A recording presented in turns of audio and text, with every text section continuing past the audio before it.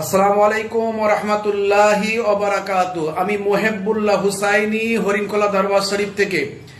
আপনারা জানেন ওয়াকাফের সম্পত্তি মানি মুসলমানদের পৈতৃক সম্পত্তি, বাপ দাদু 14 পুরুষের রেখে যাওয়া সম্পত্তি মুসলিম কমিউনিটির উন্নতির জন্য। কিন্তু ওয়াকাফ অ্যামেন্ডমেন্ট বিল নামে একটা বিল কেন্দ্র থেকে নিয়ে আসার চেষ্টা চলছে, যদিও সেটা এখন স্থগিত অবস্থায় আছে বলে জানতে পারছি। তো তার যাতে না সেই বিল তৈরি হয়, বিল তৈরি হলে সেখান থেকে এই যে মুসলমানদের অধিকার খর্ব হতে পারে, মুসলমানদের অধিকার নষ্ট হতে পারে, এই সব ব্যাপারগুলো আসতে পারে। সেক্ষেত্রে মুসলিম পার্সোনাল ল বোর্ড প্রচেষ্টা চালাচ্ছে যাতে করে এই বিলটা পাস না হয় এবং জনমত তৈরি করছে সারা ভারতবর্ষে। কলকাতাতেও তারা মিটিং করেছে।